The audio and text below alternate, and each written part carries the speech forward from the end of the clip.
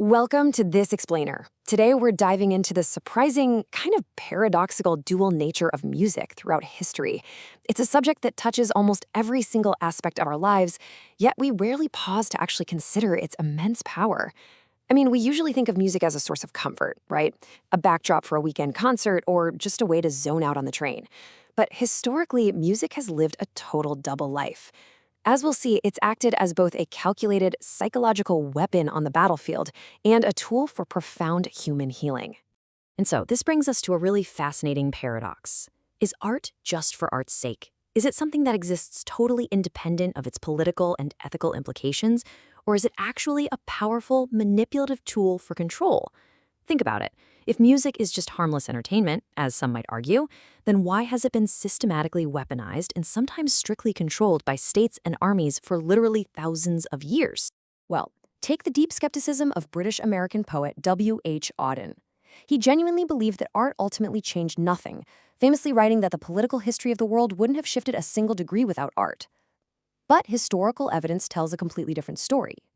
If music was truly inconsequential, governments wouldn't have spent centuries figuring out exactly how to deploy it as a tactical weapon. Okay, Section 1, Ancient Rhythms of War. Let's step way back in time to see how early armies first used the tactical beat of music. Looking at this ancient Greek pottery from the 6th century BC, we can see exactly how early warfare relied on musicians. Check out the soldier on the left playing the aulos. It's this double reed pipe. Ancient Greek armies, especially the Spartans, didn't use this music for entertainment. It was for absolutely strict military coordination. The musicians played to help the soldiers maintain their hoplite phalanx, which was this tightly packed shoulder-to-shoulder formation. By marching perfectly in step to the aulos, they operated as a single, terrifying unit. And this tactic evolved in some truly wild ways over the centuries. We start with the brass horns of antiquity, like the Roman cornu, which they used to signal troops over the deafening noise of battle. Then we jump into the 12th century during the Crusades with these massive Saracen kettle drums. And finally, we leap all the way into the 21st century, where the military deployment of audio evolved into portable CD and MP3 players. The technology changes, sure, but the core psychological tactic, it remains remarkably consistent. So the crucial point here is that by the time of the Crusades, music wasn't just about keeping the beat anymore, it was actively being weaponized for sheer terror.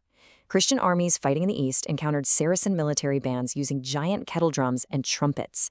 As music historian Henry George Farmer noted, the sheer volume of these instruments completely disconcerted the Christian armies, throwing their cavalry into total chaos. The enemy was using sound to break their psychological resolve before swords even clashed. Which brings us to Section 2, the Ottoman sonic weapon.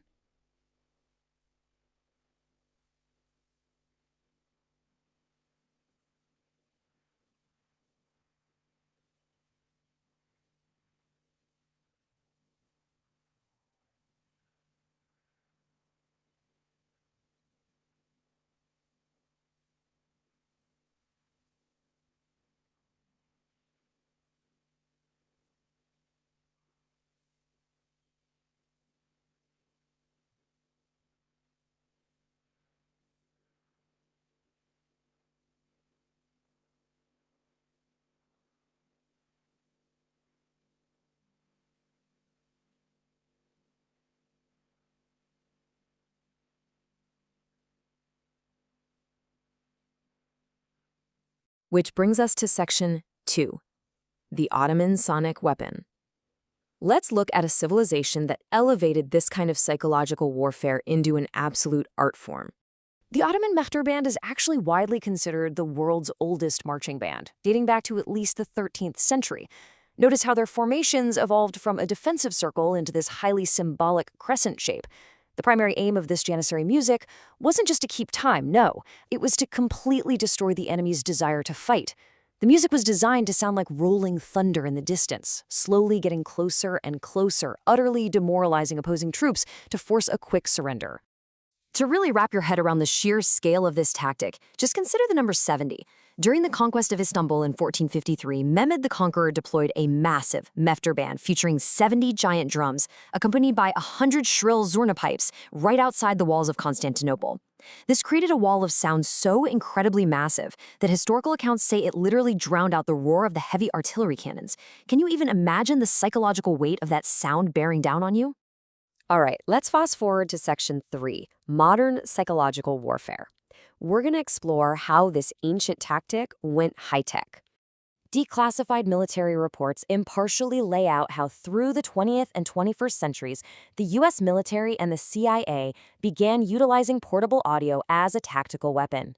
The tactics evolved from battlefield drums to targeted audio harassment in urban settings like Panama and Fallujah, and eventually into what the CIA termed no-touch interrogation methods. It is a bizarre reality that everyday pop and heavy metal songs were actually weaponized. For example, during 1989's Operation Just Cause in Panama, dictator Manuel Noriega took refuge in the Vatican embassy. So, U.S. forces surrounded the building and blasted AC/DC and Metallica at deafening volumes. And this wasn't just to annoy him. It created an invisible acoustic shield that stopped journalists from eavesdropping, and it completely paralyzed the ongoing diplomatic negotiations. Later, reports even show that songs like Rawhide were used in interrogations to trigger a psychological response, conditioning detainees to know an interrogation was about to start. And the psychological toll of this is pretty staggering. This quote from a former Guantanamo detainee perfectly captures the horror of this modern tactic. By replacing physical touch with an overwhelming sonic assault, sound basically becomes your only anchor to reality.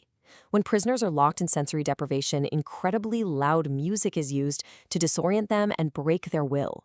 It's the exact same psychological goal the Ottomans had, just applied in an interrogation room instead of a battlefield. Now, just as we feel the oppressive weight of all that weaponization, let's pivot to Section 4, the empathy shift. Because after the absolute horrors of World War I, the pendulum swung hard toward pacifism. Up until the 20th century, military music was largely optimistic, It was all about the glorious victor, these patriotic marches designed to celebrate war and victory. But the brutal, mud-drenched reality of trench warfare in World War I, that caused a massive philosophical shift globally. The false narrative of the glorious war was totally shattered, and art transformed into an expression of empathy, profound loss, and the pity of war. And no one embodies this empathy shift quite like Wilfred Owen. Owen wasn't just some distant observer. He was a combat officer fighting right there on the front lines in France. While fighting, he was simultaneously writing poetry that acted as a passionate outcry against mankind's inhumanity. He captured the stark suffering of the soldiers in a way no one else did. Tragically, he died in battle at just 25 years old, barely before the war ended. But his words would permanently change how society viewed armed conflict. Finally, let's head into Section 5, a requiem for peace. We'll explore how this newfound empathy culminated in a true 20th century masterpiece. Enter composer Benjamin Britten, a committed pacifist who actually left England before the Second World War out of a deep abhorrence for violence. Britten later returned and composed the War Requiem in 1962. And he did something totally revolutionary. He bridged the civilian and combatant perspectives by threading Wilfred Owen's tragic, frontline poetry directly into the traditional solemn Latin Mass. It resulted in this enormous healing musical score designed not to celebrate victory, but to mourn the immense loss of life on all sides. And the physical manifestation of that healing? It took place at Coventry Cathedral. During the Battle of Britain in 1940, the original cathedral was completely bombed out. But get this, when they rebuilt it, the architect intentionally preserved the ruined shell of the old cathedral right next to the brand new modern structure. It stands today as the ultimate architectural symbol of reconciliation. Performing the War Requiem there was Britain's way of marking a triumphant recovery from the ashes of war through the sheer power of music. So I want to leave you with this haunting final thought taken directly from the preface Wilfred Owen wrote for his poems. The poetry is in the pity. Music has been used to march men into phalanxes, to terrify enemies with kettle drums, and to break the minds of prisoners. But it has also been used to rebuild the human spirit from the ashes of a bombed-out cathedral.